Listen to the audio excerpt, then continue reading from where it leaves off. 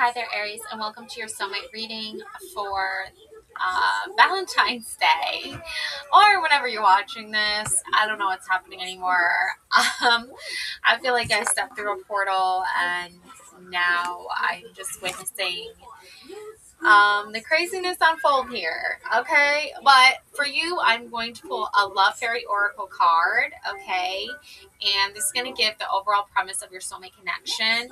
So it says here, material attachment, too much focus on visible trappings.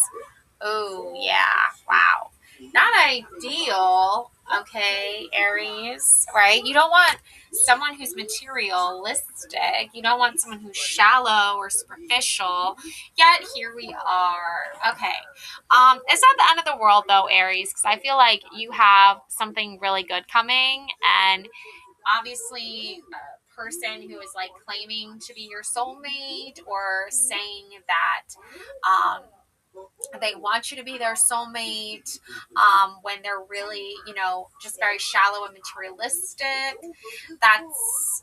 I feel like what you're going through right now is something like that. Something where you're not really sure what's going on or what's happening because this person seems very shallow and like they're prioritizing material things, and you're like questioning the connection. Oh, yeah, we got 5 of Cups, okay?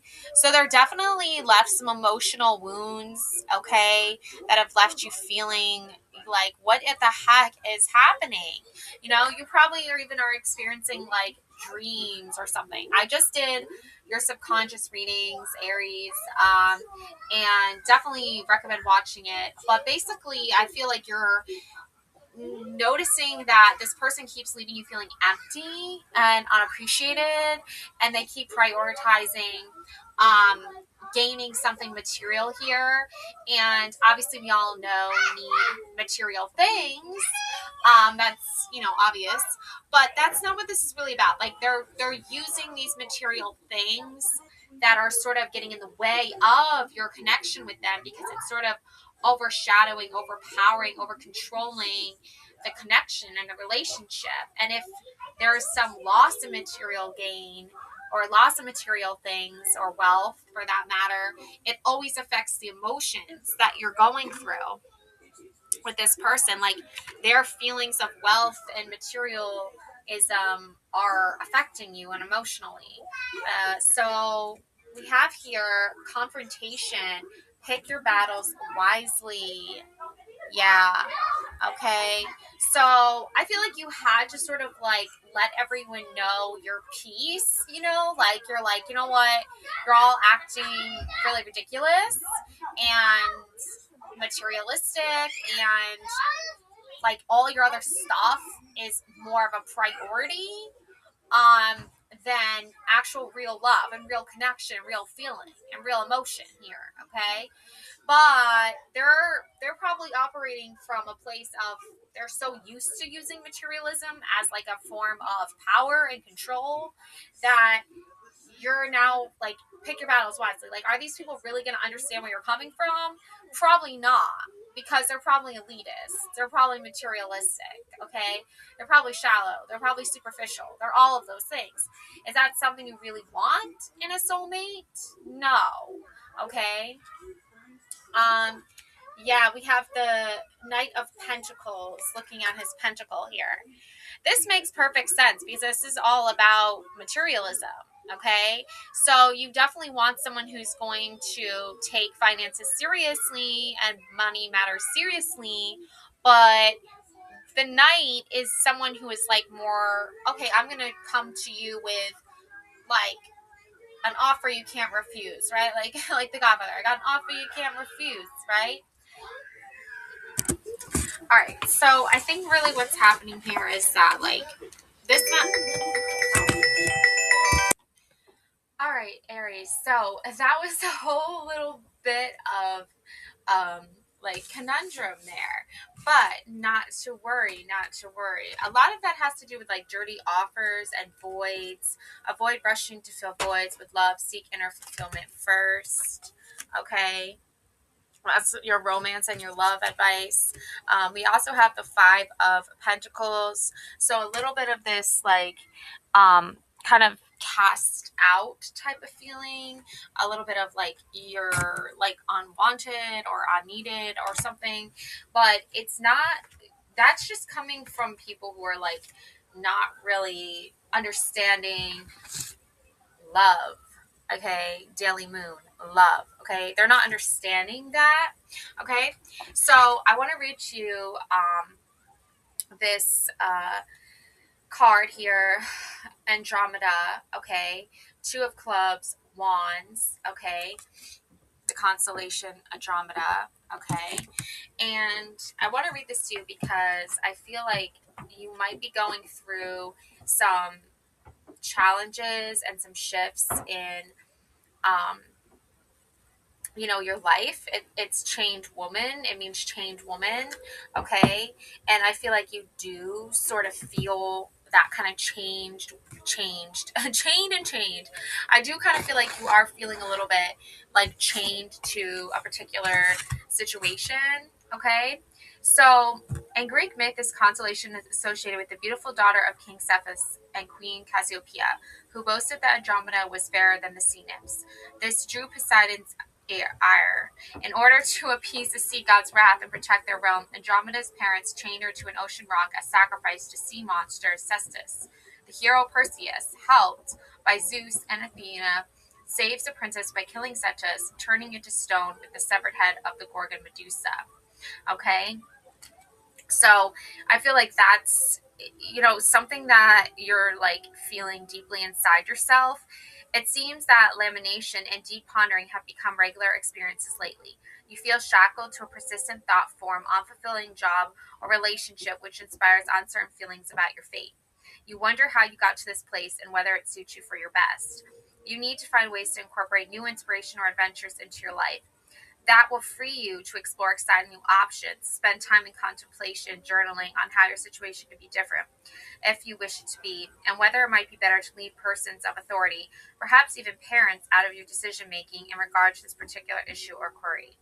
You may have an opportunity or helper, someone you end up calling your personal hero or savior, unexpectedly show up out of the blue offering assistance.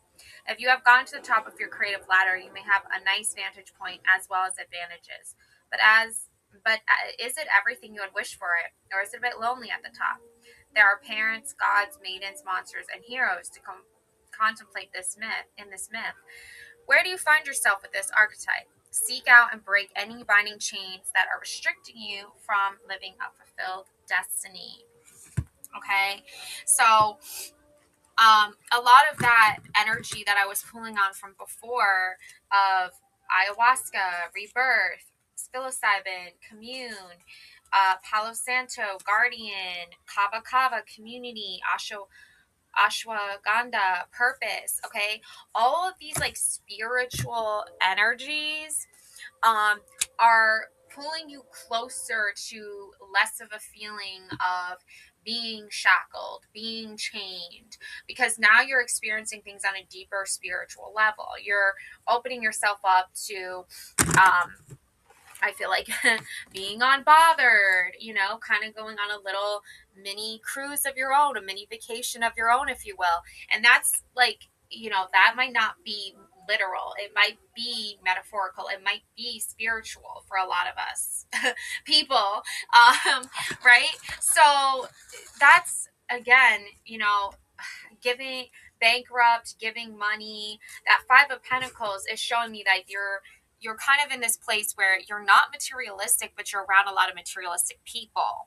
Okay? Bills past due, people giving money. Like, you're going to invest your money into this spiritual journey, into this rebirth, into this transformation. Okay? You're taking these material concepts, okay, that make us feel chained and make us feel like we're stuck in a one-dimensional reality, and you're going to sort of, ayahuasca, psilocybin, that's like tripping out there, okay? But I'm not saying like go on a trip, like that. I'm saying go on a trip, like on a spiritual quest, on a spiritual journey to sort of like be your own savior, find your own inner strengths, find your own purpose, and not rely so much on the material world, but a deeper understanding. Yeah, individuality. Be wary of possessive partners. Maintain your individuality. Okay, look for those red flags, warnings of those red flags. Anxiety, worry, that is something I feel like you've been experiencing like every single day, Aries, which obviously is not ideal. We don't want to be experiencing that every day, but the good news is closure is coming in. Jackpot. Okay, winning money, got rich, inheritance, unexpected money. Not all connections are meant to be except closure. Okay, I feel like your ancestors, your spirit guides, your soul family, all your loved ones are coming from like the spirit realm, and they're coming in to say, you've hit the jackpot already. You've already won. You've already got the closure you need. The void, that's, that's something these other people need to deal with on their own. You're not responsible for other adults and their inability to feel their own voids in their life. Okay, that's not on you, Aries. Okay, so as for like all the romantic lovey-dovey stuff, which I know personally, I'm like, okay, when is all that gonna hit? It's already hit. You've already got the jackpot here. You're experiencing it through self-love and self-care and self-mastery. Okay, yeah, so it's all about divine timing with this. Trust in divine timing. Love arrives when it's meant to. Okay, especially when you're like, I feel like shadow work and shadow energies are something really like crucial here, Aries, with all of this, because you're dealing with people who are very materialistic, very shallow.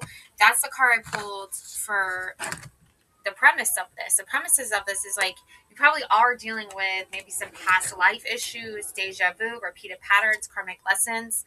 But this is like you doing the shadow work with the high priestess energy here. Okay. And you really tuning in to like what is crucial and important to you. Three of pentacles, or not pentacles, cups. Yeah. Yeah. Shift your perspective. Yeah. Okay. So, and Three of Cups. So Three of Cups, synchronicity. Okay. Synchronicity. Okay. So get that pronunciation, right? King of Cups. Yeah, that's what you need. It's like you need a King of Cups, really, is what you need. Like you need this energy for you to really feel that love, really feel that admiration. Because Three of Cups is all about that community and that coming togetherness.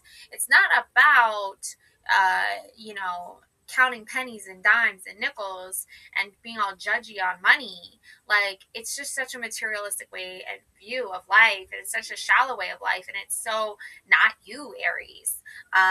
So that's why you're emotionally like moving away from this energy. Okay, the snake is slithering away. Yeah, because even like if you're thinking like kundalini energy, tantric energies, we have blue Tara, okay, here. Okay, there's a lot of practices here, there's a lot of beliefs here, there's a lot of systems here that do actually work for you on your spiritual journey, and there's a lot that don't. Okay, and you're figuring out which ones work and which ones don't work.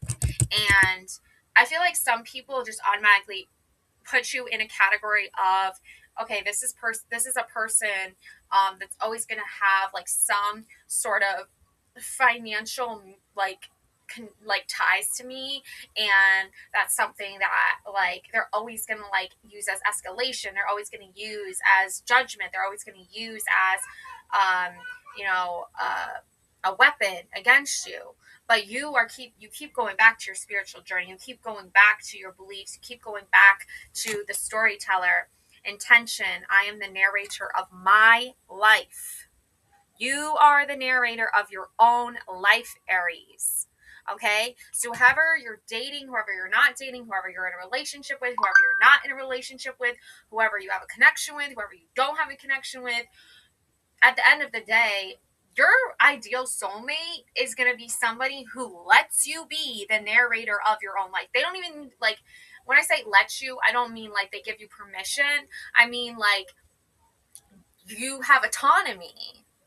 Okay? I feel like that's like the word of the month for February is autonomy. You have your autonomy. You have the right to choose what you want to do with your own self. Other people are going to have their own ideas, their own agendas, their own sense of narration that they want to categorize things in, that they want to put you in their book of life as that a certain type of character. No one's reading their book. I'm just like, no one's going to be reading their book. You know what I'm saying, Aries? But you are the narrator of your own life. You are the truth teller, the storyteller. Ace of Rings, first date. Okay, I think you're thinking about a first date with this person, or you're going on a first date with this person. And yeah, so the blue Tara, okay, that is, I'm going to tell you what that means real quick so you understand what I'm saying, because I don't know a lot about like Hinduism and Buddhism. It kind of, I think it's like looks like it's some type of stone quartz here. Okay, nightshade quartz. Oh, the nightshade. Here we go. It's a powerful crystal associated with the Tibetan deity Blue Tara, symbolizing protection, healing, and empowerment. It is believed to provide spiritual protection and promote inner peace by helping users connect with their higher selves and enhance their spiritual growth. This crystal is often used for meditation and meditation reading, as it supports clear communication and emotional healing. Additionally, blue Tara quartz is known for a calming energy, making a popular choice for those seeking to alleviate stress and promote self-awareness. So I feel like, Christmas is a long way off, but I think you already know you want to get everyone on your list for Christmas. Some blue Tara quartz, like, for sure. Because, like, people need to, like, let this stuff go and, like, get more aware with themselves, okay? But dust it off. You got this. First date. So maybe this is the first time you are going out on a date for the first time in a very long time. We've got love here and the Empress. Okay, so that pretty much sums it all up right there, is because love and the Empress, this is really you are nurturing your own inner child here. You see Alice nurturing her like future self here. You are nurturing yourself here. You are nurturing that loving, kind part of yourself that needs emotional healing, that needs protection, that needs to feel empowered again. That's what the Empress is all about. You are going to be even probably advocating for those who can't speak on their own behalf, and you will be speaking for them. And this is going to bring a lot of love in your life. This is going to bring the truth out. This is going to bring self-awareness out. This is going to bring about spiritual protection, and it's going to be a whole new perspective, and people are going to, their minds are going to be blown by this, but it needs to happen, and it is happening. And I wish you all the best on your adventures in looking for your soulmate, waiting for your soulmate, working on things with your soulmate, whatever the case may be for you. At the end of the day, just remember to love yourself, take care of yourself, and don't get caught up in that material, superficial world of materialism, because that's not who you are, Aries. And if everyone needs to know it, everyone's gonna know it. So and you're gonna be the first one to share the information. So love and light always. Take care, Aries. Happy Valentine's Day. Bye.